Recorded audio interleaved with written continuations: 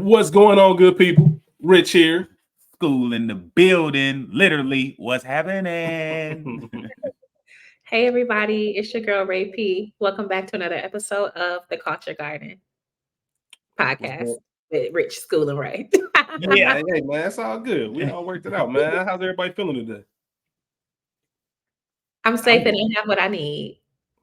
Sometimes that is more than enough. That's always more than enough. Facts. You know what I mean? School, how you feeling? I'm feeling very good today, man. It's gonna be a great day, great episode. I'm ready, man. I feel that. I'm excited. Man. We're here at episode 87. Sheesh. I decided I should start probably announcing these at the beginning. Episode 87, which is wild to think about. By my calculations, end of July, episode 100. Mm-hmm. I already got an idea what episode 100 is going to be, just Something because. crazy. Yeah, I don't know. We'll talk about it. But that's a while away. Like I said, episode 87. Thank you for joining us. As always, we appreciate you, everybody out there listening, watching. We cannot do any of this without you. Absolutely. Can't say it enough how much we appreciate you tuning in week in and week out. Don't forget, we have other things that we're a part of as well. For one, School's Guilty Pleasure. Yeah. I was just asking School before we started what the next movie was going to be. I know it's coming out next week, but I'm excited for it. I've always said it, man. I'm excited. I like not being on them because I get to enjoy them as a listener. Yeah. So it's always pretty cool, man. And also we got y'all television podcast, Ray P. Yes. We've been talking about this show. I know I'm saying it, but I love talking about it so much, and I be hitting Rachel up with a random, and her memory got to be gold because this is on season 9 right now, and I'm on season 2. That's crazy. I'm throwing out names, and sometimes I attach pictures just to make sure you know who I'm talking about. Okay, but busy season. Everybody's got some busy stuff going on, so we'll get back to consistent basis with all the other podcasts. But in the meantime, please remember to like, subscribe, share. Our link tree will be in the episode description. There will be spoilers today and explicit content, even though it's a biopic. Today, we're talking about Ray Charles Robinson Sr., the genius, Brother Ray, one of the innovators of soul, yes, one of the most influential musicians to ever live. Yes. In his biopic, the movie Ray. Synopsis of the film: the story of the life and career of the legendary rhythm and blues musician Ray Charles, from his humble beginnings in the South, where he went blind at age 7, to his meteoric rise to stardom during the 1950s and 1960s. As far as stats go, the film was released October 29, 2004. I think this is the second film in a row that's going to turn 20 this year. Crazy to think that this film came out in 2004. Directed by Taylor Hackford. He also directed An Officer and a Gentleman, The Devil's Advocate, Blood In, Blood Out, for those who know. Man. Bound by Honor was the original name, but if you know about Blood In, Blood Out, he directed that as well.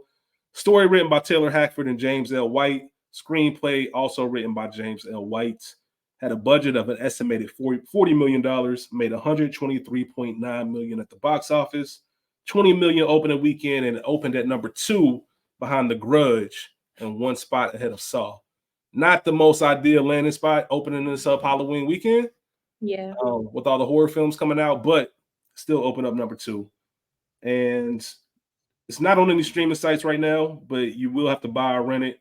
I do have it on DVD. Not only did I have it on DVD, I had an extra copy. Yeah. And made sure School had it so he could watch it on DVD. For all those who like to clown me about still having DVDs, moments like this are why it came in clutch.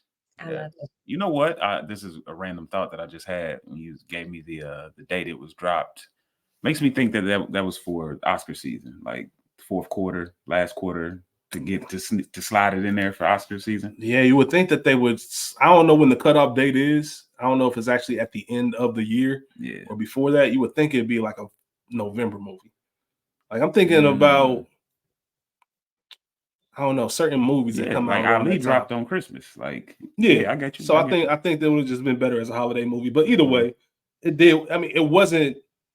I don't know if they made this movie to go to the box office and say, "Oh, we made a box office hit." It was more so we want to get this story done. Yeah. We'll talk about that in the origin. But yeah, you make a good point.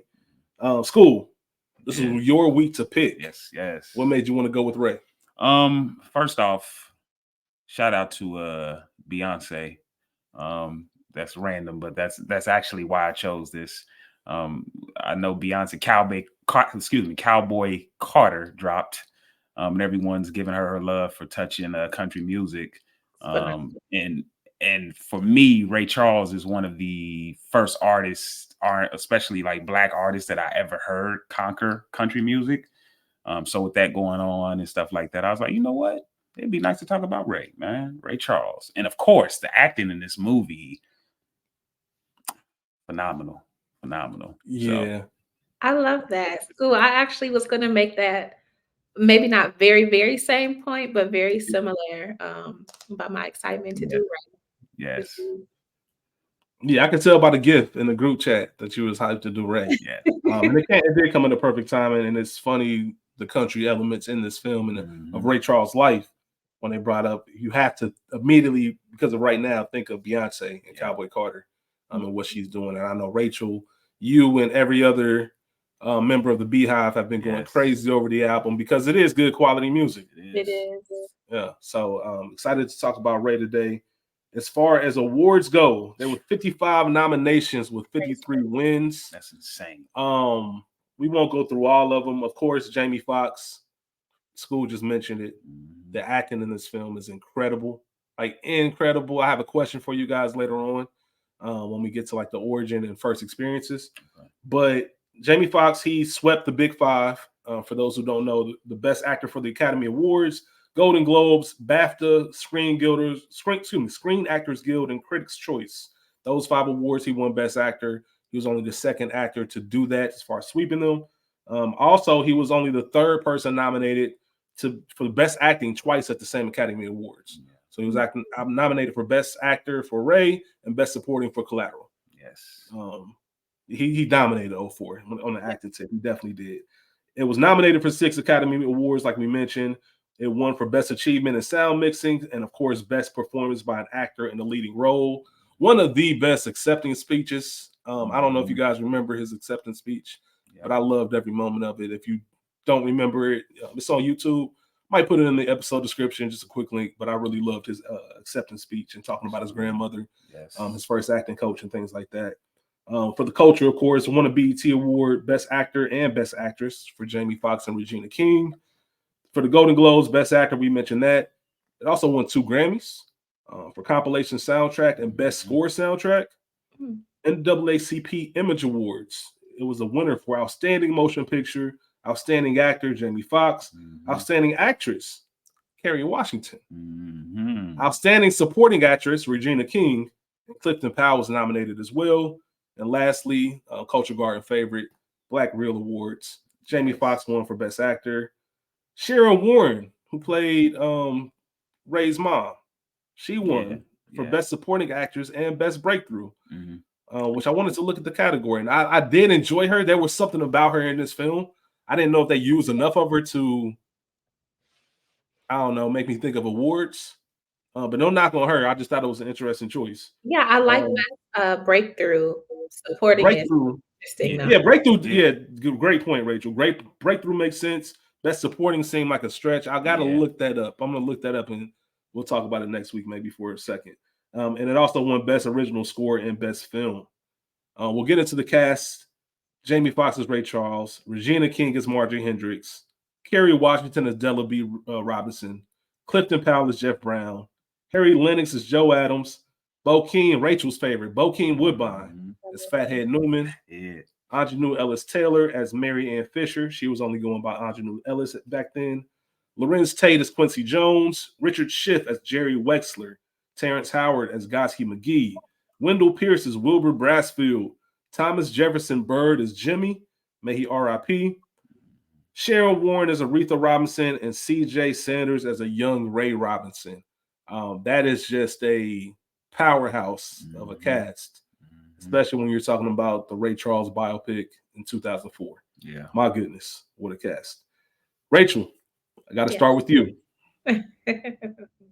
Classic or nah? Oh, 1000%. Cultural, societal, Black, just a full-on classic, hands down, no questions asked. I don't think it's up for debate. Classic, easy classic. Yeah, easy classic. I want to roll that into first experiences. Rachel, do you remember the first time you saw this film? Ironically enough, I did not see Ray in theaters, so I had to have caught it on a HBO um rewatch or like a TV broadcast. I didn't see it in theaters, which is crazy considering I've always been a music person and my Yeah. dad played a lot of Ray Charles, especially when he went country. But yeah, so I actually don't remember my first time seeing Ray, but I just know that I've always seen it or I've always known this movie, and that's crazy to me. Yeah, school. What about you? Same. I do not remember my first experience with this movie, but it's one of them that I've seen so much that I love this movie. I Yeah. love it. We're gonna go for the trifecta. I have no idea when I first saw Ray. I know it was in the theater. Yep. I know that for a fact. For some reason, the memory that I have is going to Blockbuster back when they used to have the 5 for 20, the 3 for 30, whatever it was, those different deals, depending on the tier of the movie. And I remember getting Ray from Blockbuster, but I don't remember when I saw it. I do remember what I thought the first time I saw it, which was this is incredible. I can't even really remember if I saw it before or after Jamie won the Oscar. That's a good question. But I'm a movie guy. We're all movie people anyway, so it's not like we were gonna wait to see it. I just can't remember if Jamie winning is what led me to see Ray. But either way, that's neither here nor there. I appreciate them for not trying to tell the whole story. Yeah. In 2.5 hours. It's like they wanted to take certain moments and here's something we want you to know. If nothing else, we want you to know this about Ray Charles. Like this is kind of like a highlight reel in a sense. And the way that they told the story and used as the director called it, Aretha's dreams, like those flashback scenes, because they would give you a direct tie to the star and the person. Like everybody has these things that they're still dealing with and go through it in their past. And the way they shot those scenes, I think, and corresponded with what was going on in his life, I thought was really clever. Cinematography is beautiful. Yeah, cinematography is beautiful. And let me ask this: when was prior to this? When was the last time you seen this movie? Shit. That's a great question, Rachel. You know, a few months ago. Well, the reason I asked is because I want to say it's probably been a while since definitely was a while for me. Either of us seen this movie, and we both were like, "Damn, 2.5 hours." Damn. Yeah. And once we start watching it, we text each other and was like, bruh, this don't even feel like 2.5 hours. Yeah, one of them. Yeah. One of them. And it's definitely 2.5 well spent. Yes. For sure. Yes. It's definitely not one where you're looking at your clock. Nope. Didn't feel like it. School just said I was thinking to myself, like, man, I really got to make some time because sit down for 2.5 hours to watch this. But I watched it multiple times getting ready for this episode. Yep. So it just tells you it's a rare feat for films to be able to do that. Put your phone down. And just relax. Because the acting, I think, not only the story, but the acting itself just draws you in every single time. But yeah, like I said, I love how they just told the story and had everything connect. So even, his mom telling him that you got to learn to you use your memory and things like that goes directly to him leaving Biz and telling exactly where the hotel is. Like all of that connected. Yep. I mean, they didn't have to do it in some chronological way. I know when we talked about Get On Up, we talked about kind of the same thing. They didn't use a chronological order. It was just kind of their own telling of the story. So I did appreciate it about the film. Let's talk about the origin. And then I got a couple questions for you guys. Okay. So Taylor Hackford, as we mentioned earlier, he had been wanting to make this film for 15 years. 15 years. He couldn't find anybody to finance it. One day, a gentleman by the name of Philip Anschutz, he entirely financed the film through Bristol Bay Productions, one of his production companies, which also, let me just side note, that makes this film even more impressive that it was independently shot. Yeah. It didn't have a big studio behind it as far as the filming of it. Yeah. Distribution is a completely different thing, but I'm even more impressed with the quality of this film because of that. Here's the thing. Anschutz had one condition. I'm going to give you this $40 million to make this movie, but it's got to be rated PG-13. Which, let me ask you both right now. I'm sure you guys have seen it plenty of times, so where it's already embedded in your brain. But have you ever sat down and thought like this is not a rated R movie, or what it might look like if it was rated R? I didn't know it wasn't rated R. I didn't even pay attention to that. Yeah. Yeah, same. I had no thought of it not being rated R. I guess here's the question: did you need this film to be darker? No. I didn't think so either. Because what do you add?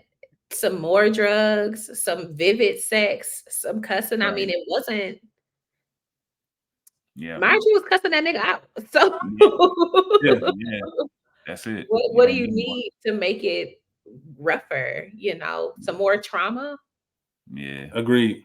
Because I never, until I started getting ready for this episode, I never even caught on. It was PG-13. Yeah. And I was going to say the same thing. Nor does it need to be rated R. It's perfectly fine. It's a masterpiece. It's a beautiful film. Like, I don't think it needs to be touched or changed because they let everything flow how it needed to be. I think the fact that it was independently shot brought out the best in everyone. I think everybody kind of felt that there are no, reshoots. There are no going back to the studio. We need more money for production. Like, nah, this is it. Like, everybody ball out. And the energy on the set, from what I heard and what I read about, was contagious, especially with Jamie, the way he portrayed Ray Charles. Yes. So you have to give credit to that. Hackford walked away from the. Go ahead. I'm sorry. He was method acting. He primarily method acted. Okay, there was a story about the first couple of weeks when he had the prosthetics on. He used to have panic attacks, like this feeling of claustrophobia. And then once he got past that, everything seemed to flow a little bit better. I didn't confirm that, so I don't want to say it like it's fact. I will say this: Jamie Foxx is one of the handful of people talented enough to go in and out like that. Because the way he performed in this film, I have to say he turned into Ray Charles for sure. Well, I saw a clip where he had mentioned, they first met when he first met Ray Charles, and they got together, and probably a couple weeks after they met and they confirmed that he was going to do the movie, the director tried to get him to come hang out with Ray Charles to get. Oh yeah. And he said, no, I don't want to, because I'll pick up on 73-year-old Ray Charles, and I want 30, 20, 40-year-old Ray Charles. So he Quincy Jones sent him a tape and a couple tapes, some archive footage of Ray, and he used that to do his voice and mimic him. And man, he's a hell of an actor, man. He's dope. Nah, that's a great pool. Yeah. That's a great pool, School. I did read that because he did. Just a little small caveat to the story. He met with him like once or twice. Yeah. At the beginning, and then to School's point, realized like, yo, I'm not getting anything for the character I'm playing today, which is the younger version of Ray Charles, and they purposely chose to stop at that point in his life because there really wasn't. If you look at Ray Charles' career, depending on who you are, a lot of people say he went into a slump in the '80s. He won Grammys. Won a Grammy with Shaka Khan. Yeah. He won 8 after he passed for the album that released the same year he passed. But I don't think it was a decline, but he definitely went to a different kind of him owning the royalties, as we saw in this film, allowed him, and he had the mindset of, I don't really have to make new music. Nope. Like straight up. I'm eating off my royalties. So I don't have that pressure to go in the booth and I'm starving for this. Like, nah, bro, I'm a good businessman. I made shit work. Hell of a businessman. So yeah. But he was the Pepsi nigga around that time too. That's what I knew him as. I was going to ask y'all, dude, how did y'all first? I mean, Ray, I know your pops played Ray Charles. Yeah, that was my introduction. Was the Pepsi. Pepsi, you got the right one, baby. Yeah, that was.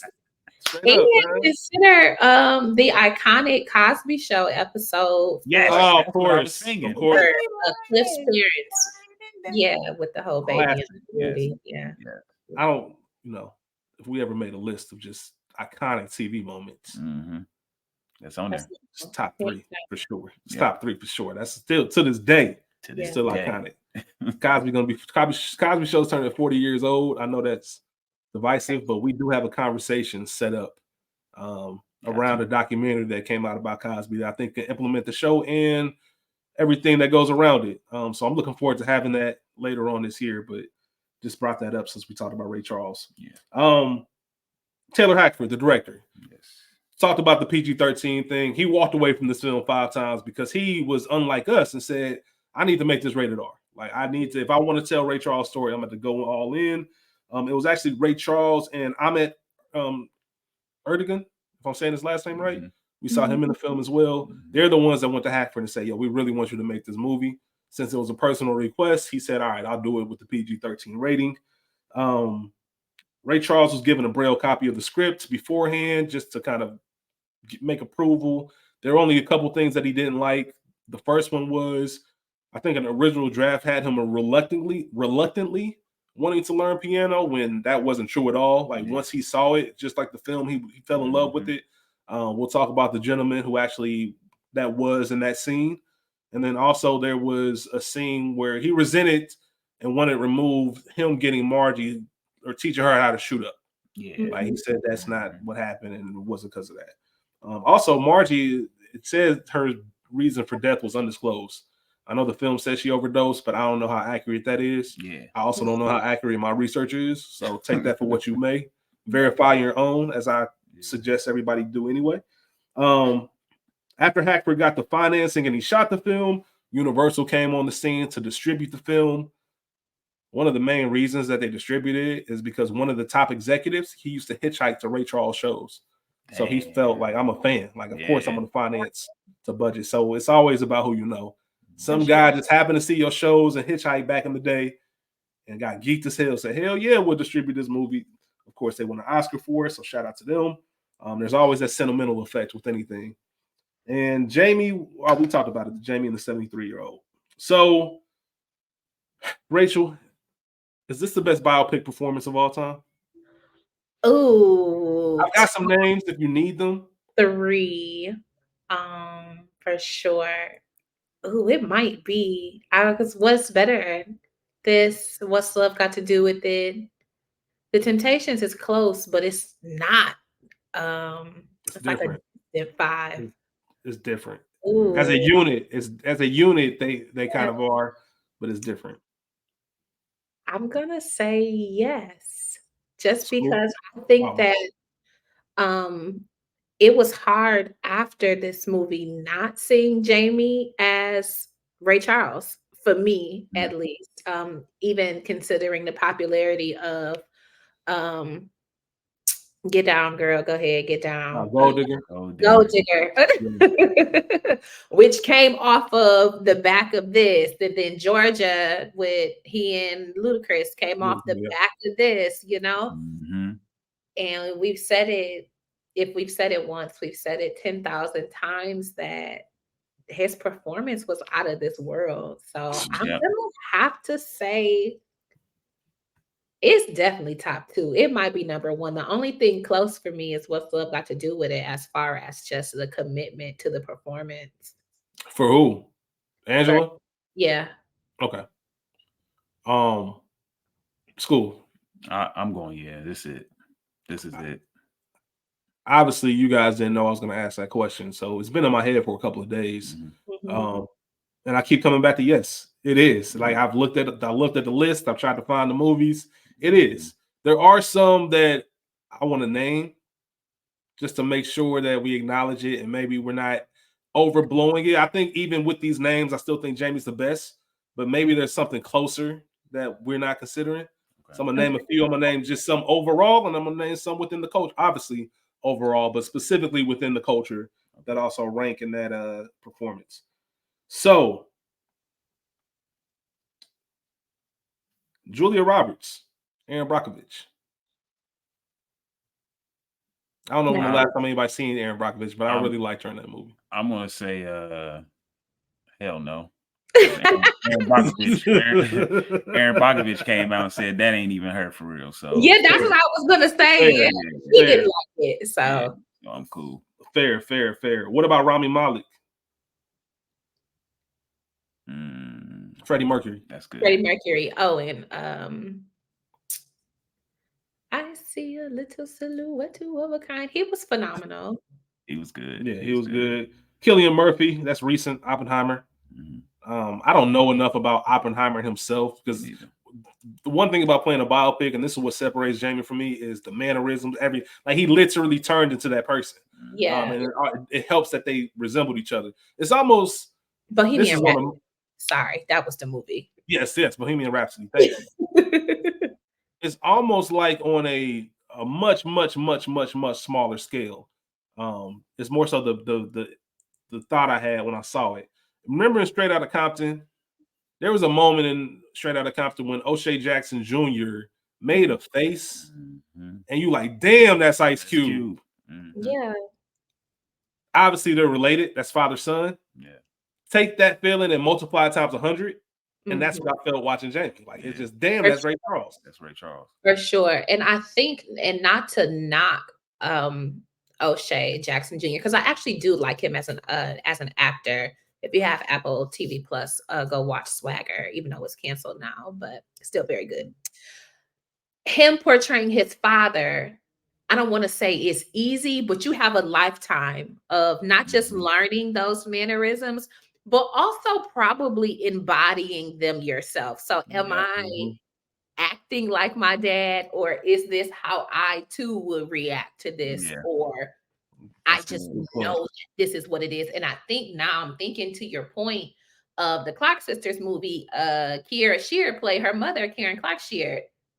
You have a lifetime of Mhm. knowing this person and understanding, and maybe or maybe not having some different inside information on some of these events, just because as your parents retell stories, or you listen at the door, you hear the things that maybe you're not supposed to know. So I think that helps the relatives. So when you have somebody like a Jamie who is completely devoid of all of that, other than watching some flicks or some film, Right, Right. right. preparation, like that speaks to the great testament of the kind of actor that he is, and others who I have the like same that. situation. Him, Tina, you know. Yeah. I mean, Now, Angela. now the only one I'll mention, Rich gonna like this one. Only one I'll mention is outside of that is probably Lincoln. I had him on the list.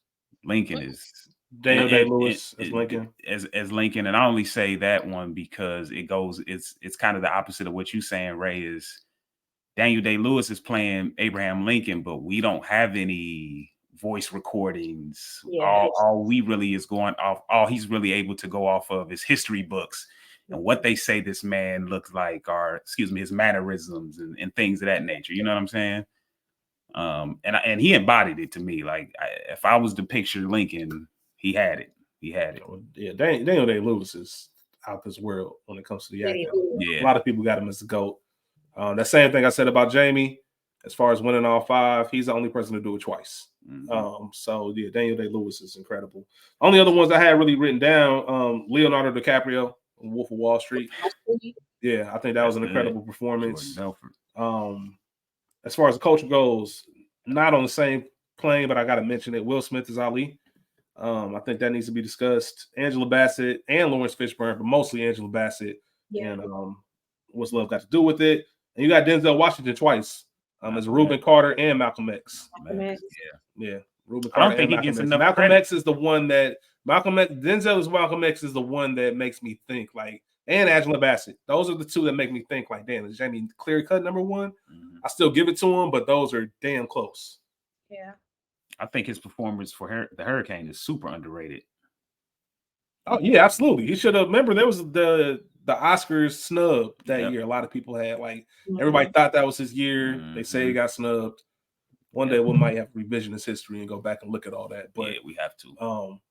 There's a lot to discuss with this film. So let's go ahead and get into best scenes. School, we're gonna start with you since this is your movie. Let's get it.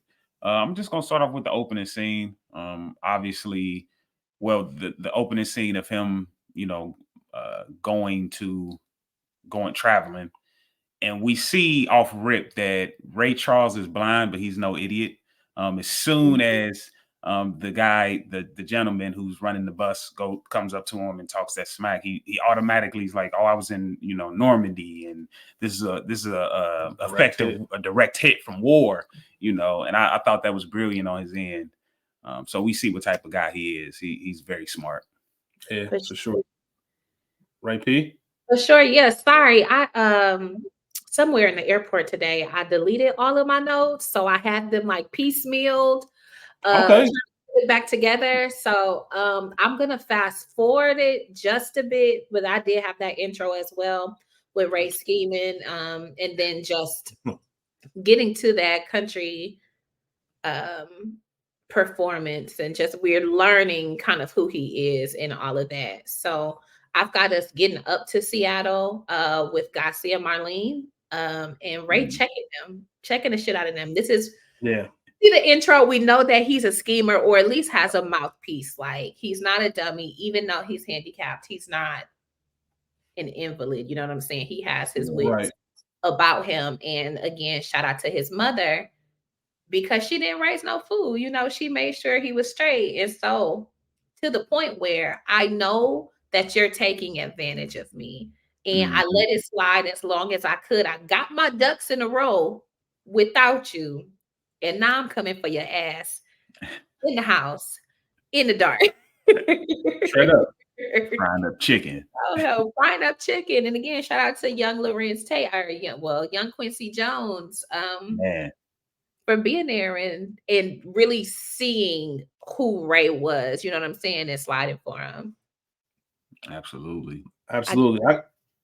I gotta let me roll into that as well, Yeah. just because that's in my scenes, and also for everything you just said, Rachel. You said it perfectly. I'm not the one. I'm not him. Like Mhm. especially back in those times, even today, but especially back then, like you just Yeah. the music business as a whole, entertainment industry, I guess, has never been fair. For sure. And off rip, that's what we see. Like we see this young kid, he meets Quincy Jones. We see him with the dream. He's not even prepared to perform, but he goes up there and rips it. Yep. So that kind of lets you know that's who Ray Charles is. Like I can get people on their feet. This was dead before I got here. I saved the night. For The sure. very first meeting between Gassi and what's her name? Marlene, excuse me. They already talking about how we scheming off him. Let me get this off the top. Let me be the leader of the band. And Oberyn looks at it and he peeps. So you know that's not the first time he's seen that. And them going through, as you mentioned, him cooking in the dark. And I love the line about I'm blind. Like what difference does it make to What me? difference does it make? Just the image anyway, because I think people forget that people who don't have all their senses still operate in a normal way. Yep. It's not the life that you think we live. We can still do things, and as the film highlighted, as most people should know, every other sense is heightened anyway. The fact that he's in there eating blackberry cobbler every night, Nasty. several portions of it, being pimped out like that, like getting $5 a day instead of getting paid after every gig. Like he knows. It shows also that Ray is smart. Yeah. I know this isn't normal. Mhm. Like I know this y'all keeping something from me, and you trying to like every time I bring this up, y'all get a little bit funny, and that's only fair. I want to see my checks. I want to see my I want to see the checks. That's what he told her. Yeah, Like that's all. I ain't asking for much. See, baby. Perfect. Because just at the end of that scene where they get to talking business and your boy brings the buds. What's up? Yeah, I was about to bring that up. Yeah. Oh, so that's the plan. Like you keep me doped up while they work me, huh? Like For sure. Because because there's nothing like that feeling when you might come in as the humble dude, but I'm the one. They coming to see me. Yeah, they coming to see me. Like we talk, I brought this up in numerous episodes. We talked about Get On Up, another biopic. Like it's hard to be the one standing up there. Yeah. Like it ain't for everybody, and everybody come to see Ray. So Jack Lowerdale comes, he sees it like, yo, you the one. Like I want to record a record with you. Obviously, they peep game. Oberyn tries to get him high, and then he tells him, man, I'm not the one running game on you, because you got to think Oberyn, they probably try to run game on him too. He's also got a disability, what people would view as a disability.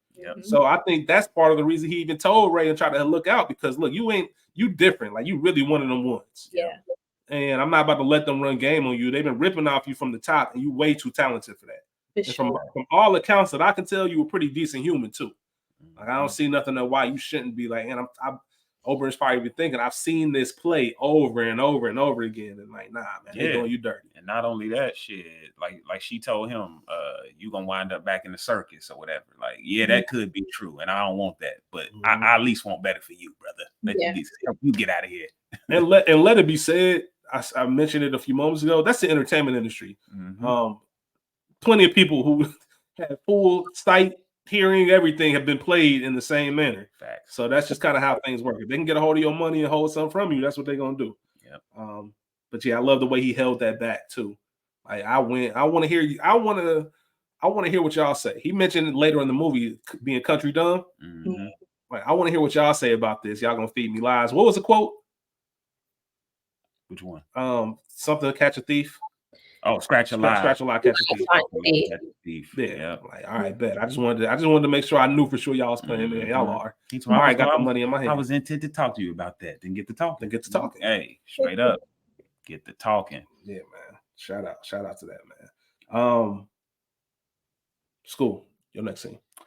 Well, I'm gonna have to go into, of course, he signs with Atlantic. I think that obviously what makes him famous at this time is mimicking. He's able to mimic a Charles Brown and Nat King Cole, and that's okay for a little while. But sooner or later, we signed you because of who you are. It seems I signed you because you have your own sound, and I want to hear that. And of course, the boy Ahmed, is that right? Ahmed hits him with the do the mess around. Let's do the mess around. And it's a bop. First off, that's definitely a bop. I done played that shit like 15 times. That's a bop, man. I ain't gonna hold you. And that's what I love about older music, 40s, 50s, 60s. The message is still there. It's still there. I promise you. They saying all niggas was still nasty. Nasty than don't get it twisted. Hey, that's what I love about that music. But they just a little, more discreet with it, a little nicer, to mess around. That's all. She know how to shake that thing, So yeah, he just showed his skills. He took what Ahmed gave him, and man, he killed it. Like I love my fault real quick. I just love that difference. I love the fact that they show Ahmed singing it. Yes. So you can see, like, I'm Ray Charles. I'm about to take what you just gave me and make it into something else. Well, not only that, I love the part where he's like, all right, I'm gonna play this now. You sing it. He's like, sing it. He's like, well, I can't read it, motherfucker. Right. Like, you're gonna have to give it to me. For sure. Yep. Oh, Rich, you just made a very good point. That just reminded me another biopic. If you've watched God damn. Little Richard's biopic. Starring Leon. No, that's my shit. That's his shit. That's my shit. Leon killed it.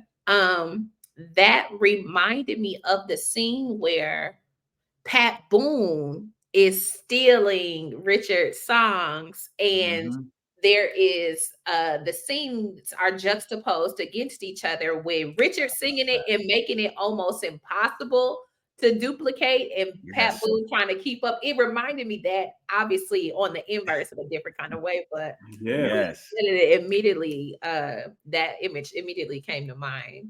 And you know what? The best part about that scene, I know that we're not talking about that, but one of my favorite things about that scene is when they tell Little Richard that for every album that Pat Boone sells, he'll get a half a penny. And he said, who ever heard of cutting a penny in half? Like, that's real shit. Like, come on, man. So they told him, listen, this is how you get him back. You record this shit hard, strong, where he can't even mimic your shit. Yeah. The rest is history. About not being country dumb. Yeah. Nah, straight up.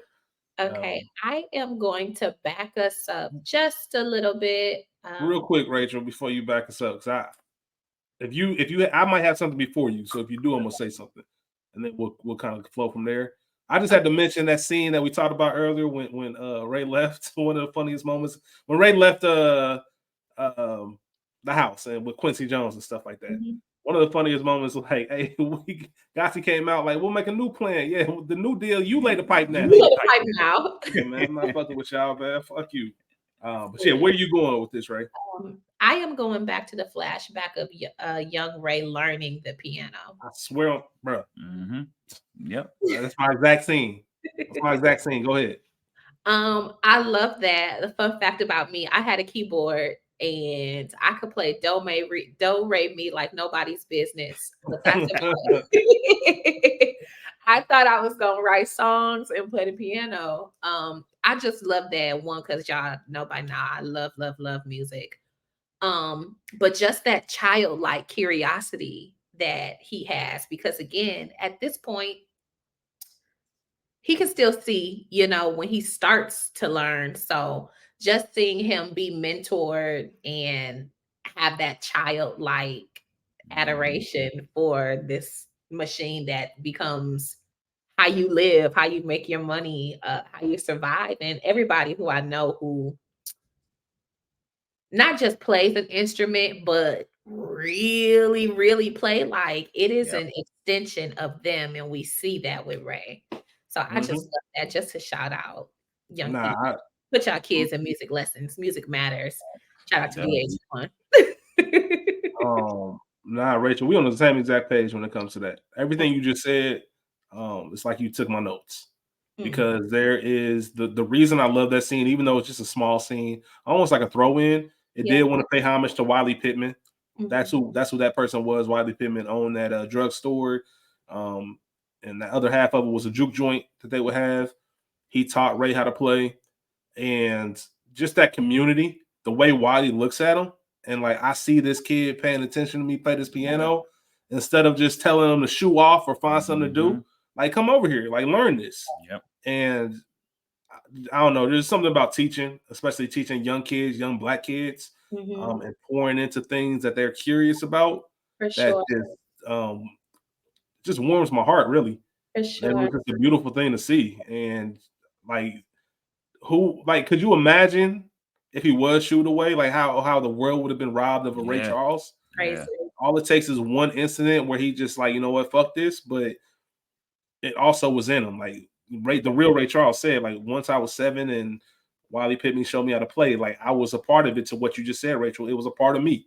Like you wasn't separating me from music at that point. Yeah. It is what it is. See, Black men do need to mentor Black boys. I don't know if y'all saw that Twitter discourse about. I missed it. Niggas not want to mentor other. Nah, hell no, come on. Well, everybody, I don't know about everybody, but I coach like Black kids. Like I coach, I mentor kids just because that is necessary. Especially when you do it, you see how necessary it is. Excuse me, like for real. And I'm very passionate about that. So I don't even want to see the discourse because I might get pissed off. But that's just a ridiculous thing to say because that's real. Or maybe it's just saying you can look at it the other way and say a lot of these people probably didn't have mentors and they don't understand the importance of it. They didn't have strong Black men or positive influence in their life, which is, my heart breaks for them as well. Like in that sense, because I wouldn't be who I am if it wasn't for my pops and football coaches and other people, uncles, cousins, all that stuff. So, yes, I know that's not necessarily part of the movie, but if you do have a chance to mentor a young Black boy, please do it, because if you're qualified, I want to put that out there too. Not everybody, just make sure you teach the right things. Teach the right things, man. Right. Yeah, don't be like on Baby Boy when this nigga had Jody up in the front seat. My little nigga, my head bobbing with me. Yeah, like not none of that. We talking about some real, like some real shit. Yeah, hey, speaking of that, Tyrese went on a crazy rant today. Oh Lord. Yeah, he went nuts. Oh, my fault. That was Rachel's scene. I got the next one. Yeah, unless you was about to say something. Go ahead. Right before the mess around. So right before your scene, Ray catching his swag and quitting the band. Yep. Ray's playing the piano, and it's one of those slower melodic tunes. You got the women lined up at the bar one by one, eyes glued to Ray. And the way they shot the scene, there was like a over the shoulder look, as if you're sitting at the bar as well. And there's just this one shot of Ray singing with the like smoke in the air, and you get it. Like that's the coolest nigga in here right now is right there. Like you just get it. And that's why, and I love when Fathead looks, and it wasn't even no hating shit. It was just like, I'll be damned. Like this nigga, he got something. It was almost like he was proud of him. Like Ray really done took off. I've seen us go from there's only 6 to a taxi to like you got your pick of the litter. And anytime somebody just find themselves in that first time, I just always think that's dope. We learned how he feels women's wrist, and the way he jumped on Wilbur, man. Shout out to Stinky. That was thing, Ray fighting Wilbur. All right, then, man. I won't get into it now. But school. We might as well, because otherwise, yeah. Yeah, go ahead. just because all the things that you just said. And Wilbur was a hater because, again, you said it. We go to pushing Ray out the way, like, nah, nigga, your blind ass can't come with the hoes. To Ray pulling the one who Wilbur had his eye on, and he was salty. But he had been low key hating. I don't know why you're mad about finding me these $1 bills. Like, nigga, I'm playing, you're getting paid. What is the fuss? And so him taking that woman was just the last straw. But again, Aretha ain't taught Ray to be no punk, despite what I've been able to see. So Ray whipped that nigga ass. Like, how you jump over the counter? You can't be fighting people that can see. Straight up. He ain't care. That's why I love it, because that lets you know how mad he was. It's what it is. I'm gonna fight for my life. I'm gonna get some licks in, no matter what. And Wilbur wasn't a little body, so I know I might not see you, but I'm gonna land some punches. Straight up. And the way he jumped on him too, like I said, it reminds, if any Boondocks fans out there, shout out to Stink Meaner. Hey, who looked up on Granddad, blind man. But nah, Ray, you absolutely right when it comes to that. Even the part where Wilbur was on some, he think he's somebody because he had one little song. Like he lighting a cigarette or pulling the light out for old boy in the cigarette. Like, you've been a hater, bro. That's my favorite part of that scene is Wilbur lighting that cigarette for old boy, because Wilbur doesn't know, but I can't remember the guy's name. But he knew. You could tell the way he turned around to not face Ray anymore, that he knew, like, it's over. Yeah, only like, they say only killers know killers. Only you got to be of the same breed to recognize it. Yes, that's why Wilbur couldn't see it. Yep, he wasn't of that breed. Yep, he wasn't of that breed. He didn't. So my next scene kind of coincides with you guys anyway, because my scene is when young Ray finally begins to figure this out.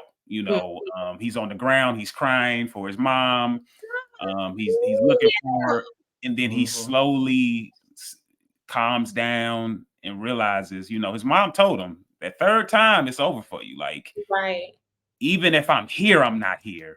And that's what happens. I mean, he crawls on this floor, he hears the cricket, he begins to hear the world different, and he eventually tells her, I even know you're here, mama. Like, side note, even though this movie has some of the best acting in the world, that kid acting was horrible. You don't like it? No, that kid acting was horrible.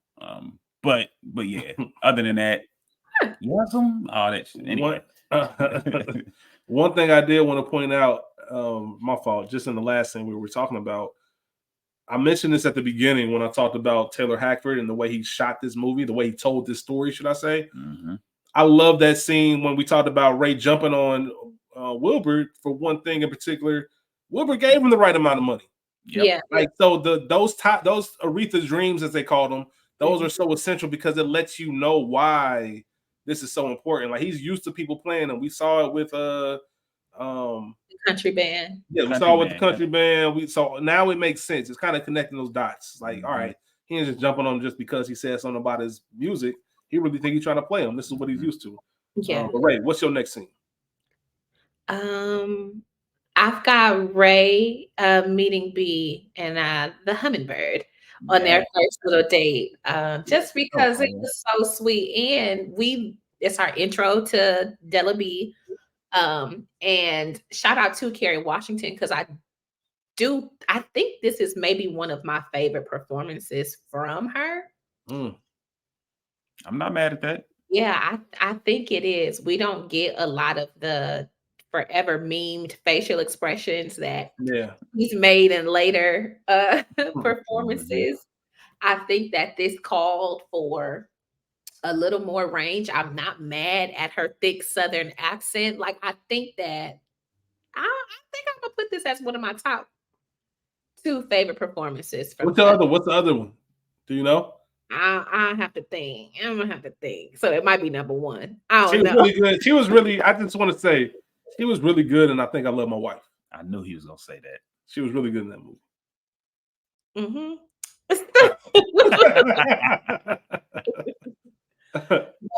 Just that whole scene, just because again, we've seen Ray with the wrist, but this is Ray spitting game, you Game, you know. hear me? And I like that we see them. We see him reaching, and she ain't really giving. Um, I like that she was honest with him about not really loving to mess around. You know what I'm saying? Like, I Mhm. mean, it's cool. I hear it, but when are we gonna? Who is Ray Charles? You know, if you don't know, why should we, or who's that? You know, whatever the dialogue was in that scene. But I just really, really loved it. And then we spoke about it just a few seconds ago. People who are impaired in their senses, the other senses are amplified by like 5,000. I don't know the real math on that, but Nah, it is a proven fact. yeah. Mhm. So the fact that he could hear the hummingbird and she couldn't, and here she is with all five of her senses, she had to really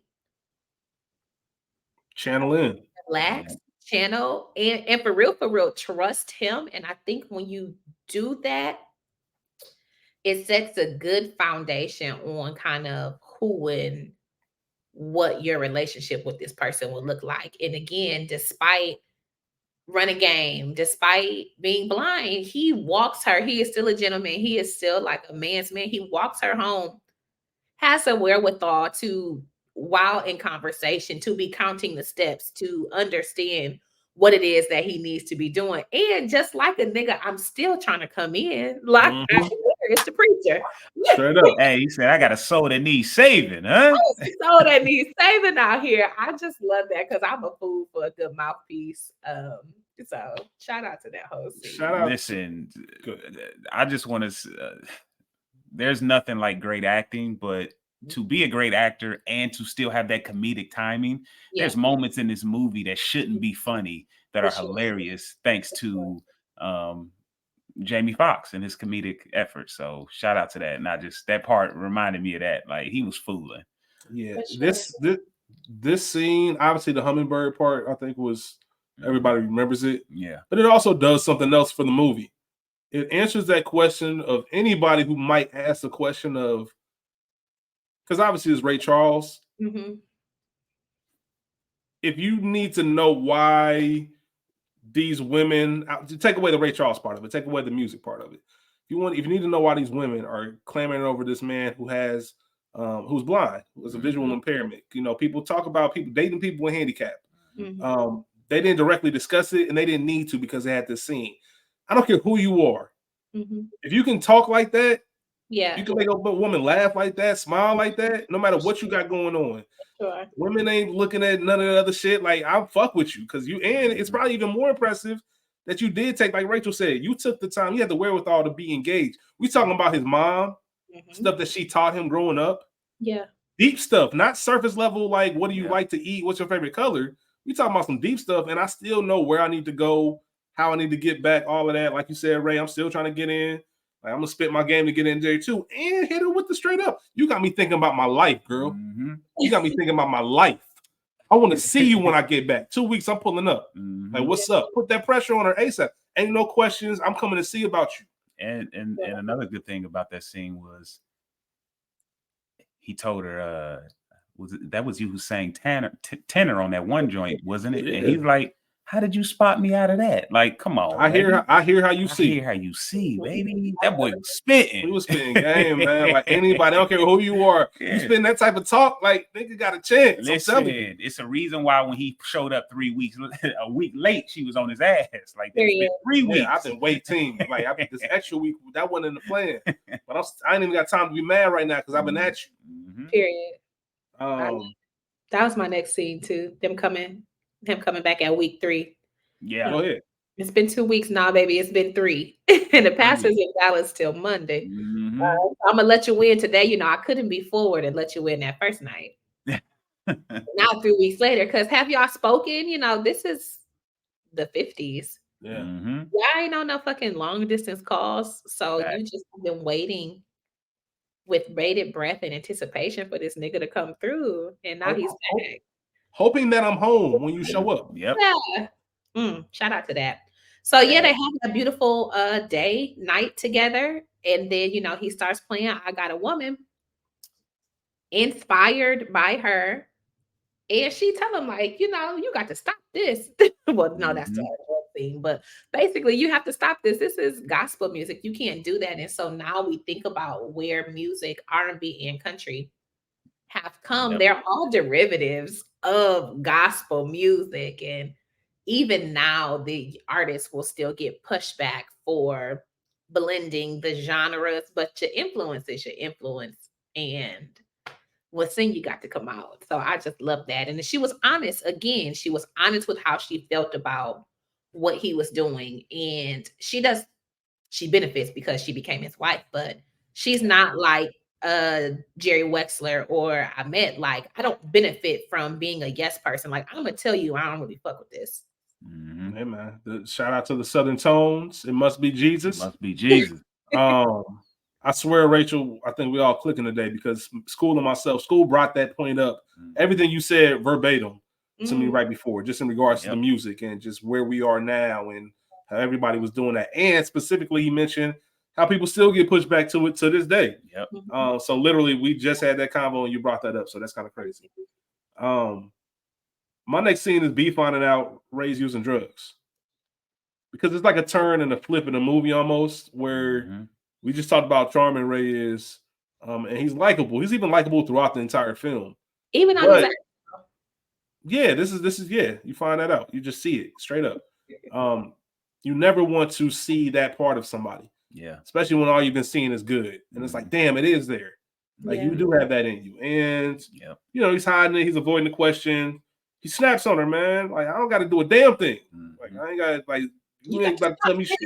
It's my house. Yeah, I'm Ray Charles. Mhm.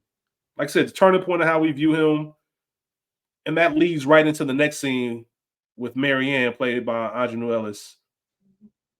I mean, those two scenes going back to back, I feel they had to be intentional. Yeah. Because Ray is almost turning heel in a Mhm. sense. And shout out to Jeff. Jeff is one of the best friends you could have For or sure. ask for. Yeah. And he knew, man, I ain't trying to have you turn into one of these dudes, but Mhm. entertainer on the road. Like you can go. Like what she look like? Yeah, we're cool. We're gonna stay back and do a little practice. You sure? What they saying Friday? We should gonna go in here and pray. You gonna go ahead and pray? Yeah. Mhm. But yeah, man. Jeff, solid brother. That's my next scene. What you got? Yeah, Jeff is a solid dude. I'm gonna go into I know we talking about Marianne, but Marianne realizing that she's out. That he's got Margie now. So real quick, go ahead. Let's just right. Unless you tie them about both together. So I was going to talk about the scene where Margie comes in. Yes, where we meet Margie. Yeah, well, that's what I was going. Okay, go ahead. I was just going to say, just like everything with time, time goes on. Ray is the man of music, and he's leading the charts, everything. So you have to constantly come with something new. You gotta come with something new. And he was ready to move on from Marianne, and he's like, yo, I need 3 singers. So he got 3 of them, and that's where he got Margie. And this is Ray. This is all right. So it's exactly the halfway point of the film when Regina King comes in. And when I say she elevates every single scene that she's in this film, it's ridiculous. Having not watched this for quite some time, even though I see it all a lot, I've seen it a lot. Yeah, it's still one of those moments where you forget how late in the movie she comes in. Yeah, because you think about her so much when it comes to this film. It's like, damn, she didn't come in until 1:15. I forgot about Marianne or Mary Ellis. Marianne. Excuse me, Marianne was before. Like, yeah. She just elevated the not, and it just showed about Margie not being too excited about being on the road with Ray Charles. Like, all right, we're just gonna take the first offer that they give you. Like, first it went to $20, now they went to $30 for each of us. Yep. And that flirtatious banner. Which look at Rachel, she's like, yeah, you know what I'm saying? Back and forth. There's nothing like when a woman gets to flirting. When he said the Ray lets, he said, "Do we gotta let Ray?" Yeah. He's like, "Ooh, what I'm gonna do with you?" I'm sure you can think of some things. Yeah. Period. Talking that talk. Talking that talk. Well, what's up? Talking like that, man. Rachel, what you got? My I bad. was like, that was my scene too, just because again, music, shout out to being real singers who can do everything. And so I'm gonna have them meeting Marianne for the first time, like you said, school, her realizing that she's out, this ain't hard calling. It's damn near like he wrote a song for her to be out. Like he knew what was happening. He was writing it. Yeah, but New blood means you old. That means you're old blood. for sure. Everybody knows what that means. Sure. Yep. And when you a plaything, I'm gonna be done playing with you. I think that he could have tolerated Marianne's song. I wrote this for you, baby. We can do this, and the three of them be background. Howsoever, Marjorie's voice was just so rich and so much heavier. That light shit Marianne was doing. Yin. It was not giving it. So I guess I'll go just kind of into the montage, to your point, school, of the difference of the relationship. So whereas Marianne in the backseat giving head, now Marjorie is, I'm bringing you back to the hotel late. Now, it's us flirting. Now I'm sitting at the piano. I got your drink for you, baby. Like, I'm doing all the things. And later on in the film, she says, while we're on the road, I'm Mrs. Ray Charles. And he like, nigga, that's on the road. It doesn't matter. But Marianne had been doing all of those things leading up to. And just like real life, I mean, this was real life. I'm assuming, and I want to believe this part is real, that she bricked that fucking window. I will believe it. I don't know. I didn't confirm it anywhere, but it seems about right. I need that to be true. Like, I just feel like she was justified in doing so and getting the fuck on up out of there. Yep. That's the part I love about the scene. It wasn't that there was even no big blow up. I'm just smart enough to peep game. Like everything she doing, I was doing for you. I was getting your drink. Now you sitting next to her sitting next around the piano bench. Like you the one going to the hotel room, like you said. You the one kikiing before you go in the back seat. Yeah. Like, you know what? As soon as she saw her go to the hotel room, let me just start packing my bag. She knew it was. I ain't even gotta say nothing, but you're gonna get this brick. You're gonna get this brick. That's it. That's it. That's all I got. And you know you mad because you don't even get the satisfaction of seeing it. That part. I know that I put this brick in your window, and I know at some point you're gonna see it and be sick. That part. I don't know where we are as far as scenes, so I'll put mine up. Go ahead. That's on you. Margie, Ray, and heroin. And who? Heroin. Okay. That scene in the bathroom. So Fathead leaves. Phenomenal. I don't want to keep regurgitating this. Hold on. Can we get to them doing the nighttime is the right time for the first time? Yeah, go ahead. A little bit before. That's probably one of my favorite performances. Yeah. Other than maybe I Can't Stop Loving You in this movie, just because we talked about the dynamic of their relationship changing and the progression of it. But that is when you see like the longing that she has. And artists, if you ever dealt with a musician, when the music is flowing, everything is flowing. And the body gonna do what the body gonna do. Go ahead, Scoop. I love that you say that, because that's on my scenes, is that the moment where Marjorie tells him, like, I want you, like everything about you, you're a fucking genius. Like, to the point where she wanted to do heroin. Is this what's making you that good? Is heroin? I want to do that too. Like anything just to be a part of you. She was madly in love with that man, and she ain't even had a taste yet. Yeah, go ahead. It was just the music. He had her. That was the scene I was alluding to. Just the incredible acting by Regina and everything School just said, as far as like I see your genius. Every night feels like a new night, probably because it is, and I want to feel that too. And it just did a good job of showing that stark contrast between B and Margie. Yeah. Like B, when she found out, you see what it turned into. Yeah.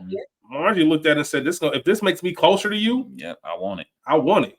And that's just insane. Keep that love. I don't want it. Take me a step below from that type of love. I don't want that type. Yeah. Like, nigga, I want to be that shit crazy. School, what's your next scene? After that, let me see. That might be. I still got a Go lot. ahead. Okay, go ahead. Ray, Ray will be next. Go My ahead. notes are jumbled, but I'm gonna go into Ray wanting to leave Atlantic. Okay. So before that, go ahead. Okay, yeah. So I'm gonna run through these and stop me when we get to your point. Just the What I Say performance. You still got 20 minutes left. You got to honor the contract. That was just obviously that's one of his biggest hits of all time. He really was improvising that in clubs. It's something he was doing. So people were like, "Yo, what? I need that. Like, where's that track?" And they performed it and figured that out. And that's sorry, but that's just again Ray Charles changing music because that was unheard of to drop a song longer than 3 minutes. Music is back to where it was in the 50s, 2 minutes, 30 seconds. But there was a moment in music where it went from, because of Ray Charles, 5 minutes, let's do a part 2 because this song is that good. It's that heavy. So sorry. No, you good. It doesn't exist. And I feel like we stepping on you, Rich, but that's even there after the recording of that is when we know that he's got that junkie itch. Yes. Despite the desire to do, we know he's doing drugs. We've seen it. We've seen him in Fathead. We've seen Marjorie tying him off. Like, we know that you're on drugs. For sure. But we don't know that you got that junkie itch until business. Yeah. The one thing I was going to say about the What I Say performance is just a shout out to musicianship. And just the fact, just live bands. I know, Rachel, that's one of your favorite things in the world. And for those who don't see live bands or haven't gone, like I try to make it intentional to go because there's just something about seeing people and just letting the music take over, just letting everything take over and just improvising something like that and the band being able to keep up, all of that. They're just, like I said, I just want to shout out. Yeah, that's a talent to say, just follow my lead. And we ain't talking about improvising a movie scene, nigga. Like, I'm about to play these keys and just follow me. Yeah, like I'm gonna count you in. Yeah, I'm gonna count you in, or you know what I'm saying, follow my all of that, man. That's just incredibly hard to do. So the fact that you can make a hit like that, one that we know 60, 70 years later, that's incredible. So I just wanted to shout that out. I don't know if this scene is before what you were going to say, Rachel, but when Margie calls the crib. Yeah. Fooling. Are you crazy? Yes. Are you insane? On drugs too, allegedly. You came to LA to surprise me. I'm with my family. Are you crazy? Like, and I love like when she's like, well, on the road, we talked about it already. On the road, I'm missing Ray Robinson. This ain't the road. Like, she starts saying something. Shut up. Like, I ain't trying to. You know what? I'm not even about to get into this with you. And even the phone call, even Jeff being on some, how you get this number? Like, what you? There's just always this thing of just what you bugging, bro. Like, you calling the house? Crazy. And she said, how you think I got this number, nigga? Ain't nothing like the white. I mean, B knew some shit was off. Come on, Ray Jr., let's get on in here and let me change your diaper. I ain't even trying to see this nigga live. Because I ain't in the mood for this bullshit. But to your point, B knew that bullshit was afoot when Junior was born. We didn't talk about it, but that scene in the hospital where she says, I ain't no fool, don't bring the road back into our home. I ain't no fool. And he's like, you're the only woman I'll ever love. But I'm fucking these bitches on the road. Like, I'm doing all of this other bullshit, but you are the one, and we know. Oh, I'm about to get triggered. We know that B is the one who he holds in this regard. You know what I'm saying? It is you. I do love you. You are my wife. And for as much as Marjorie was his wife on the road, no matter how high he was, motherfucker, you still ain't her. Like, this ain't that, and it's not gonna be that. Yeah, tricky. That's right. Great point. That's a great point that you bring up. She wanted that. She wanted it. To the contrast, Marianne was on some. All right, you told me once. I brought up the house in Memphis. You told me once. Loud and clear. I hear you. Mhm. Now let's see what we can do to advance my career. Yep. Yeah. Write me a solo. Do this. Like she Mhm. took it. He knew with Marianne, at least, it wasn't gonna turn into all of this. You ain't about to be calling the crib. He Facts. took it Right. to get it. Now with Margie, and he had a 6-year affair with Margie in real life. Yes. So this ain't like the movie where you just get 45. Nah, this is a 6-year affair. So a lot of this action was probably warranted. She was on some like, yo, you my nigga too. Yep. Yeah. Like straight up, 6 years. They had a baby together. Yeah, like you my Yeah, nigga family. too. What you talking about? Leave her. Mhm. Mhm. But that's just like traditional. Like it is like every other story. Taylor's old as time. Yeah. Tell us Anytime a what. dude had these side women, like that's the role. I'm not leaving my real. And even though they'll say it a million times, Yeah. they'll say it a million times. I'm gonna leave her one day. Yeah, one day. Mhm. But Ray wasn't saying that. Yeah, I know. Ray was kept to the buck. Ray I'm was- not kept it leaving buck. my wife. You know. Mhm. That's the one thing I will say. Ray kept to the buck with everybody all He the time. did. I'm not leaving my family. You bugging. Mhm. He did. I don't know if you were gonna do probably the next scene after that is the old Johnny scene. Yeah. Go ahead, get into it. And Jamie / Ray, and that is to the testament to the fact that Jamie is also a singer. I think makes this not just this performance, but the movie that much better because he can actually sing, he can actually play. So yeah, I can mimic what you're doing, but I also can put my own little Jamie sauce on there too, just a little bit, and I love that. But so here is the aftermath. We're back in the studio, and Marjorie's mad as fuck at this nigga because you played him to the left. I done brought a bottle of Bose. I came to see you out in LA and you played me off. And so she's drunk. We know that she's also pregnant, but also back in the day, niggas was still very much drinking pregnant. But now this is the first time we see the real rift between them because for him, what I think of him is now you've crossed a boundary with me. And Ray does not give, you can cross my boundaries. Your boundaries don't exist, but mine steadfast and unmovable. Like, stop fucking with me. So, she's drunk, a howdy partner, and we get Jamie or Ray kicking the girls out of the studio. Yeah.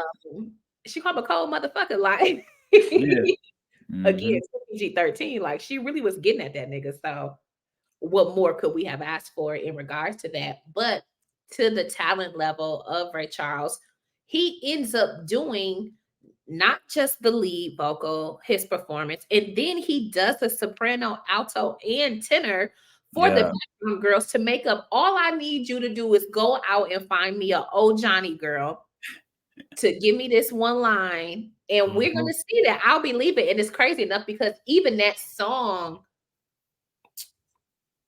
it's a breakup song. Yep. Fitting. And we know, the demise of their relationship from here. It's not just here. It's the decision now into wanting to do country music because what did they left Columbia and went to You mean when they left Atlantic? left Atlantic and went to Columbia. ABC was ABC. This is this. You cannot match the deal that I'm getting here. I love that part. I love that. And we know most of us are familiar or more familiar with Jerry Wexler because of he and Aretha Franklin's relationship. But this is the start of all of that. And so for him and Ahmed, we all built this shit together. And this how you do me? Yeah. We talk about Ray being a staunch businessman and him knowing the ins and outs and this and the third. Like, y'all can give me my masters. They can. Like, I've negotiated all of these other things. But also embedded in that is not just the change in music, but the change in he and Margie's relationship. Yeah. Because where do we fit? Because we are barefoot, knockdown singers, and you want to do a go country? What the fuck? Ray say get on board, or you're gonna have to miss out. Yeah. And one thing, one thing about that. Go ahead, my fault. Oh no, I was just gonna say, and that is for me, the catalyst for change in that relationship. Even we start to see the rift with he and Jeff starting here before we bring Buddy in. Like it's just everything changed for Ray at this pivotal time and moment. Go ahead. Yeah, and that was his his choice, as Jeff said. The one thing I was just gonna mention about Margie and the studio as far as getting kicked out, and I'm sure everybody who's gotten into a situation they might not have they knew they shouldn't have been getting into or had no business getting into. I'm sure one of the biggest fears that they have is like don't let this fuck with the day-to-day. Yep. Yeah. Don't let this get in the way of the day-to-day or the business that we have to handle, especially if we have to see each other. If we work together or anything like that, because you're not about to upstage me or act an ass in front of my band. Absolutely. And like clown me and talking about, so we'll kick me out then. Like all that. Like, nah, we ain't about to do none of that. So that's your one-way ticket out. He was really in love with her. So like that's why she stayed around for so long. But you can't have that when you get into all of that. So well, I think that goes to a scene earlier. I don't think we really talked about, but when Ray is the leader of the band, when he finally gets to become the leader and we see he runs a type shit, he don't fuck around. Like, yeah, I do my dope and I smoke weed, but when it is time to do this shit here that I love, I'm on my P's and Q's and you're coming in here bullshitting. And let me show you how much I am on my P's and Q's. Now we got this new technology called an 8-track where they can record y'all separately. And I got in this business mimicking people. I can mimic you like it's nothing. I will replace you. And I'll write you a hit on your way out. Hit the road, Jack. Yeah, I was gonna say, yeah, that was the next scene I actually had. Sheesh. Ray finding out she's pregnant and hit the road, Jack. Yeah, go ahead. Classic scene. Yeah, I want you to leave your wife and come be with us. And once again, no, laughs at her for lack of better expression. Like, what are you talking about? Leave my wife. You know that's not gonna happen. That's never gonna happen. And I love what she said right back to him. Between the dope, the music, and me, you already left your wife. Like that's dose of reality that Ray needed to hear. Like you've been left your wife, bro. Like, I don't know what kind of moral. That's what people do. They find this moral ground to stand on and say, I might do X, Y, and Z, but I ain't gonna do this. Yeah. Like, bro, you've been doing that. X, Y, and Z led to this. So, and obviously, I want from this point on, we keeping it business. I keep that anchor. Yeah. Just him finding situations like, and that goes to the genius of artists. Yeah. Like they don't necessarily process things emotionally the same. So where he sees that as an opportunity, like, yeah, that's great anchor. Let's turn that into this song. I've been thinking about this all day, and now you're at the space where I think you can perform it the way I've had it in my head. Whereas she was on some, nah, nigga, I love you. Like, I'm really trying to have this conversation. I'm pregnant. Yeah. I don't give a fuck about none of that. That ain't my real. Well, I ain't gonna say that. Nah, yeah, you're right though. Oh, that he told him don't trust a junkie. He got that junkie's itch, and that's the best part. The best parts of the movie is you seeing him steal one track. I'm coming here one take. Yeah, one take. You know how much I don't know. I'm not a big music guy as far as like knowing how to record and how much it costs. But back in those days, one take means something. Like you don't. The record label is paying for these hours in here. It's half of the time it's coming out of your check for real. So we can do this in one take, and you saving us money. And let me on top of that, one take with a band. With a Crazy. band. It's not like it's just me in here spitting the 16. That's a fact. One take with the band. Everybody got to be on point. That's a fact. Yeah. It's my job to make sure they know exactly what I need. It reminds me of Rachel when we did Get On Up. And just remember how James was with his band. He was on it. For sure. Ain't no fucking around. Like we treating this like Game 7. Yep. Like, we going hard. This is like we doing Madison Square Garden, or the biggest venue you can think of. So I only have a few more scenes, and they're pretty light. Okay. Fire and Jeff. Fire and Jeff. Right before that, I had the pool party when he gets the phone call about Margie. Yeah. Just because your woman always knows. When they say your woman knows you better than yourself, come on, man. She's been you. They were married for 22 years. Yep. Like, you think that's why I knew about the women. That's why I told you don't bring the road home. Yep. Like I chose to not make a fuss about these things. Yep. It's not because I didn't know. I just chose not to bring it up. Yeah. To protect my peace or whatever. But the reaction of getting that news and her even saying like his name is Charles Wayne. Yeah. She knew the name, everything. Like I've been sending the money. Yeah. You ain't even gotta worry about that. Like punch though. I also love. Sorry, go ahead. No, not you, but that was it. Okay, yeah, you been sending money, like nigga. You been sending money, but you ain't thought to be like, look, this is the situation. I don't care what nobody say. That shit was a good punch. Even still, what do I know about you and this baby? I'm glad you ain't just out here being no deadbeat, but also, nigga. Yep. Yep. Our money.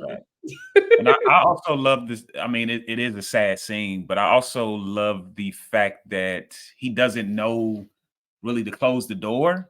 He doesn't have that sense of, I don't want you to see me like this. So he goes in there and cries, but he don't, like I said, he don't have the sense to close the door. He's in there bawling his eyes out, and he doesn't realize, like, yo, this lady is watching me cry. You can't see, nigga. Yeah, exactly. That's my point. Like, you don't have that mindset to be like, straight up. He doesn't care, I guess, in a sense. What the fuck? Nah, you good. We're gonna keep it rolling. The only thing I was gonna say, the major scene, and Rachel, if you want to chime in, don't excuse the technical difficulties, y'all. This is what real life podcasts in real time looks like. We human beings too. Yeah. But the fathead getting fined and the argument with Jeff, leading to Jeff's getting fired. Hey, I think that was the last great scene in this film. We all felt a way about Clifton Powell and Jeff and his portrayal. And I think I would say everyone with a certain amount of success reaches this point where you start seeming foreign to your day ones, to the people who are there. And that's why you see throughout entertainment all these different, people going through it or, falling out. You see the recent news of the Neptunes in court over some trademark stuff and like, damn, that's our childhood. They've been around since forever. People you think are cool and the business can get in the way of it. And Joe had that smug ass attitude that you want to just smack it off his face. And Jeff kept it a buck with him. I know this business, and these are artists. Like, I know this is business. I know you're running a tight ship, but these are still artists. Like, there's a certain amount of freedom that I've mastered since you made me your road manager. Back when he told B, after the first time, after the pastor wasn't home, said there's only been two people I trust. Jeff, who's going to be my road manager. Yep. And he talked about Fathead and some people in the band. So this is somebody who's, while you were being Ray Charles, I was keeping you connected to everything else. For sure. And you talk about the bowling alley, like you know about that. I know about everything. Which they left it kind of ambiguous as far as was Jeff stealing or was he not? Yeah. They never let you really know if he really. I think the scene with when he told B that he fired him, I think that was a scene for us to know. Like we were with B there. Like I don't see that. Like, I can't see him stealing from you like that. Like it just doesn't make sense. Even though you were paying Joe more, it's always and it didn't make sense. If you paying the dude the extra 10%, why not just give it to like your boy? Right, that's a big deal. It was weird. Rachel, you look like you gonna say something. Joe definitely fed him that shit. Like, oh yeah, absolutely. He was jealous of the relationship and wanted to solidify himself as the right hand man, which he became, unfortunately. But yeah, I think Jeff was stealing. Was it tricky with the books? Why wouldn't you just tell me? Yes, that's weird. Yeah, but also, I didn't think that he was stealing from Ray. Now, did he cut a secondary deal with the company? Probably, which is what I think happened, but he shouldn't have had to cut a secondary. I think that was Jeff's point. Like, I shouldn't even have to do all this extra scrambling to eat because you my mans. Yeah, I've been with you since jump, and I think that's if we looked at it from the other perspective, we looked at it from Ray's perspective. Okay, as an entertainer, and you're responsible for so many lives and so many mouths to feed, you always going to be cautious about that money. So when I see somebody buying stuff that I know you can't afford, it's gonna make me question it. I'm not even necessarily accusing you, but it does look funny in the light. And now you telling me on the back end that I got a small business loan and X, Y, and Z, but it'll look better if you just tell me we tight, we boys. That's just something we bring up in casual conversation. If I started, if I bought a bowling alley or got in business with one, I'm sure I would tell School or Rachel in passing. Yeah. Oh, by the way, check out this little venture I got into. Like, you know what I mean? Just off every day. I talk to you every day. I ain't trusting no nigga who build an office inside my office. That shit weird. Yeah. He talking about, he told him to leave. That nigga said, I'm gonna go in my office. Like, come on, Yeah, man. you listening through the door. Listen through the door. You suck ass. Yeah, and like I said, looking at it from Ray's perspective, about the business standpoint, yes, you are right, Jeff, but we aren't on the chitlin circuit anymore. Maybe that was okay to do when we were, but now that my appearance fee is, $15 a show, X, Y, Z, like we need to be a little bit more on point. Maybe we can't be lax. If this nigga miss a note, if he out of tune, that's gonna mess up my bread. So, like I said, there's two ways to look at it. The audience looks at it from Jeff's perspective. We empathize with Jeff. We understand. But I also think that was just worth noting. Yeah. And then of course, just Ray getting clean, just because why not? Like you obviously want to see that. That's more about the real Ray Charles more than it is about the movie. The scene itself wasn't everything, but I'm glad that Ray did stick to that and committed to it. I'm sorry, just to go a little bit before, but the scene where he's high as hell and the label calls, man, where B checks his ass like, nigga, you think I'm scared to leave HR? No. Oh, you talking about okay, I thought you talking about when he was leaving when he was super high on the couch. You talking about when he's at home. When he was at home. Yeah, when he was high on the couch, like that shit was crazy as fuck. But again, he's been arrested now, and the label goes to make the situation go away. And again, yep, she let you and your side baby slide. She never said shit until your baby mama died. Howsoever, I've been telling you about these fucking drugs and this poison since I found out about it.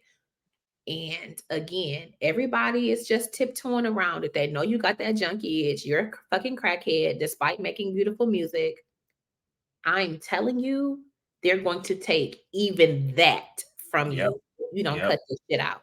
And I think, to her point, more than you love me, more than you love the boys, you love your music. And we talked about it a couple times now at this point.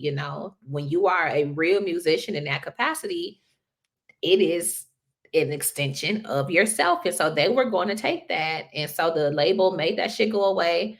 And B wasn't having it, like they coddling you. And I think just what we get from the Aretha flashbacks, I think that she reminded him a lot of his mother. Yeah, I'm a little bit, but no, nigga, stop playing with me. So I just wanted to highlight that before you went. Go ahead. That was perfect. Yes, that was great. Thanks for stopping me. Yeah, that's all I was gonna say. The last thing I was gonna say was that he did stick to his word. Once he got clean, he stayed clean. Now he did smoke weed. He did it, take on gin. I believe gin was his drink of choice, but he did stay away from heroin and everything else for the rest of his days. So anytime anybody can, get off and start living in a better path. He even had a quote later where he said, "If I knew I was going to live so long, I'd have taken better care of myself when I was younger." Which a lot of musicians and entertainers live that way. Live fast, die young. For sure, that's a real thing.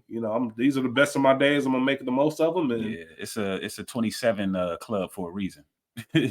Yeah, for sure. And I think one scene we didn't talk about, and like I said, my shit is jumbled, but no, go ahead. Where he refused to play the segregated club. We think about or not taking a stand, and that's another pivotal thing at the end of the movie where he's honored in the state of Georgia. Unbans Ray from that, because again, he took a lot of flack for not playing the segregated clubs or venues in the South. He lost a lot of money. Georgia was his money making state. When he touched Georgia, he was eating. For sure.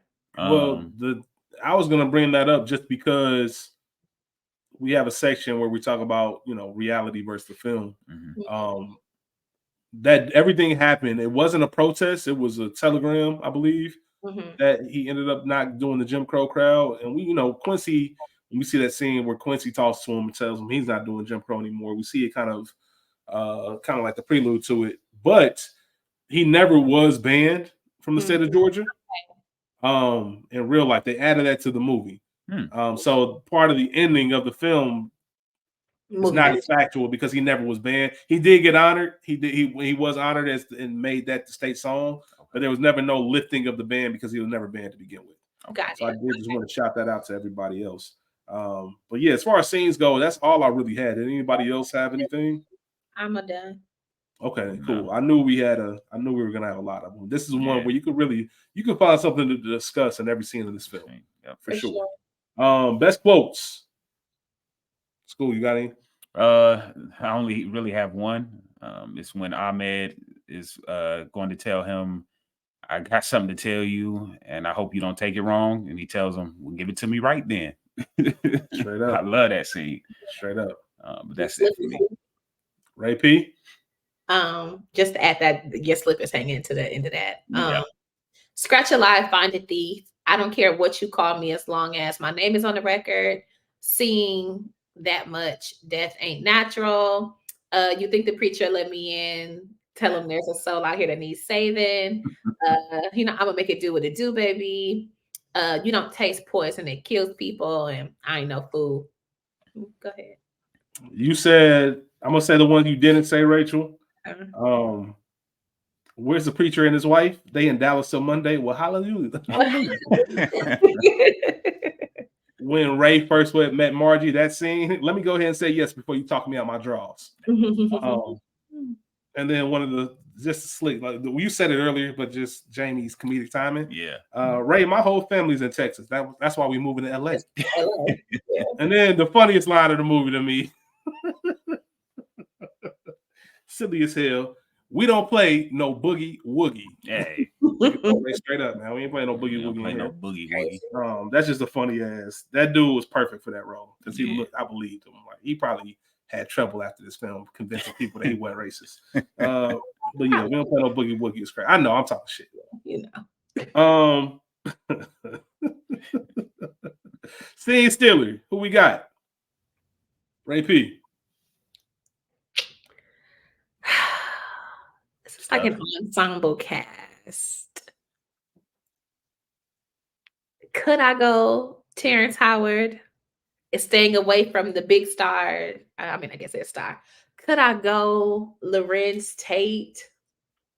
So yeah, let's do this. Let's set some parameters. Okay. Because I think if you look at it from a supporting standpoint, the easy answer is Regina. The King, for sure. But I know we talked about her coming in an hour, 15 minutes into the film. Once she was in it, she was in it. Yeah. So let's take away Jamie, excuse me. Let's take away Regina. Let's take away Carrie. Leave everybody else on the table. Oh, okay. I might go Terrence Howard as Gossy. Or I might go Clifton Powell as Jeff, just because Clifton Powell don't be getting his flowers the way that he should. Hey, you hear me? Who you got? I like Clifton Powell as Jeff, and I also like Ahmed.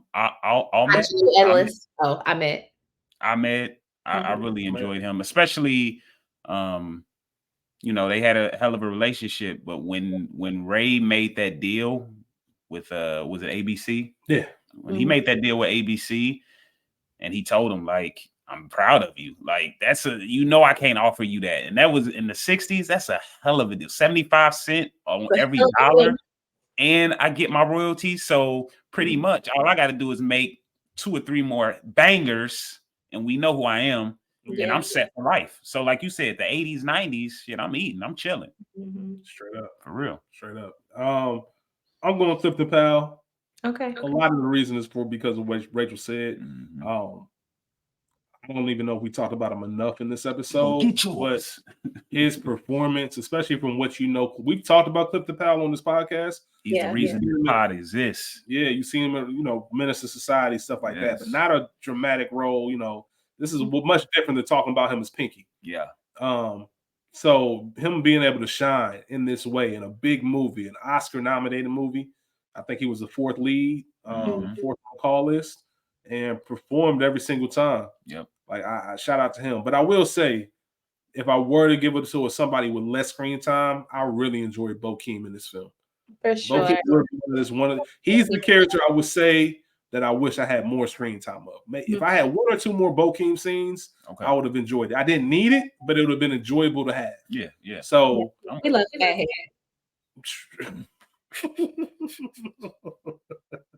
Uh, I ain't doing it. I'm not doing things that bother you. I'm just gonna go into like what's real versus the film. Just a couple things. We talked about one. One is that Ray did try to pull George out of that tub when he was a kid. But he was so small in stature that he couldn't do it. And then his mom came out and found it. But he wasn't just on looking. He actually did try to get his brother out. In the movie, Ray mentioned to Margie that she should have an abortion. That was the complete opposite of the real Ray Charles. Ray welcomed every single child that he conceived, whether it was by B or his mistress. Ray had 12 kids by 10 women. So there was no like, nah, get rid of that. Like, it was, all right, you pregnant, cool. Have a baby by me, baby, be a millionaire. Like, I'm gonna make sure y'all good. Shit crazy. Like, there was notoriously known for like, bet you pregnant, have my kid. Cool.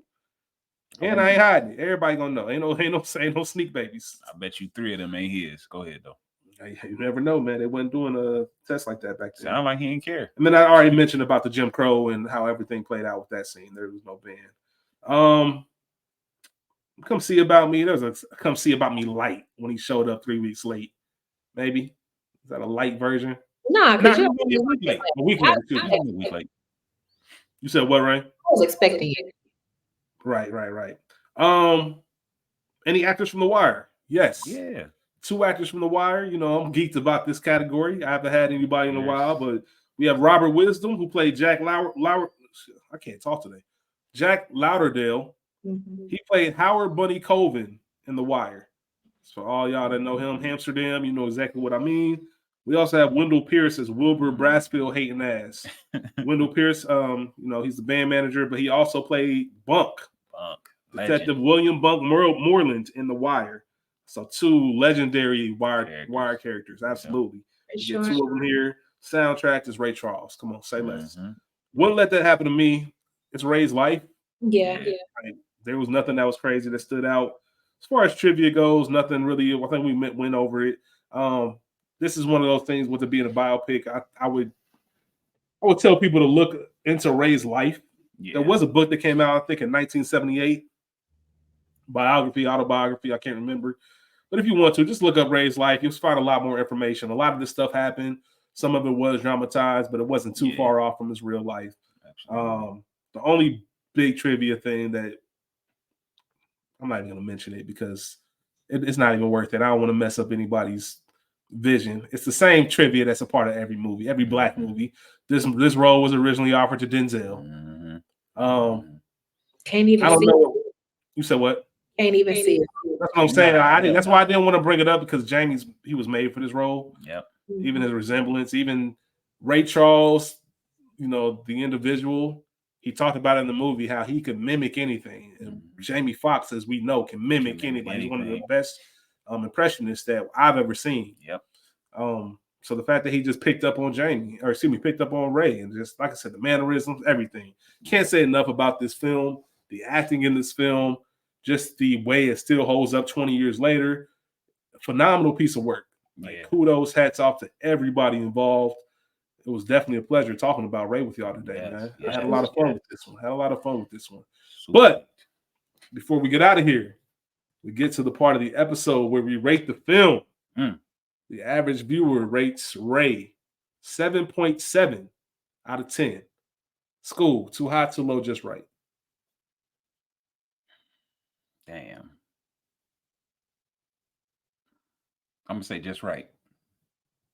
So hold on. I gotta bring this up. I gotta bring this up. Last week, when you gave your rating, so that means what you're saying is Mean Girls is better than Ray? Because I was on your ass about to put it into 8.1. 7.7. Just right. Just right? All right. I listen. You said your answer. I ain't pressing you. Yep. I just wanted to make sure I clarified. For me, it's too low. 8.4. Definitely too low. I'm going 8.2. Okay. Definitely too low. Like this, like the conversation we had just alone lets you know it's definitely higher than the 7.7. I'm stingy with my 8s and above. I've always said that this film is more than worthy of being in the 8 category for me. So I got it 8.2. that's it for us. We've talked about it. Now that we're at the end of the episode, please remember to like, subscribe, share, tell a friend and tell a friend. All of that, man. Please follow, comment. We will talk back. We interact. We appreciate all the comments. Man, we had a new Apple review that I meant to look up. I'm gonna do that next episode. I'm not sure who the person is, but I can read their username and the comment that they left. We always appreciate getting love. Had somebody comment on one of our YouTube. What's that? I said for sure. Thank you. Yeah, had somebody today, like a few hours ago, commenting on our YouTube page about our New Jersey Drive episode, which came out last year. Wow. So that's even cool too, when people go back and just kind of check out different things. And I think that's one of the things that's cool about Culture Garden. It's not any kind of order. Like, it's based by movies. Like, if you haven't seen a movie, you can, and you're a cinephile like us, you can maybe plan something to watch the movies you haven't seen and then listen to the episodes. Or if there's a movie you love that we've done, you can jump right in because you're so familiar with it. But either way, I say all that to say thank you for all the love and support. We appreciate it. Y'all be cool. Y'all be cool. Peace. Bye, guys. We out.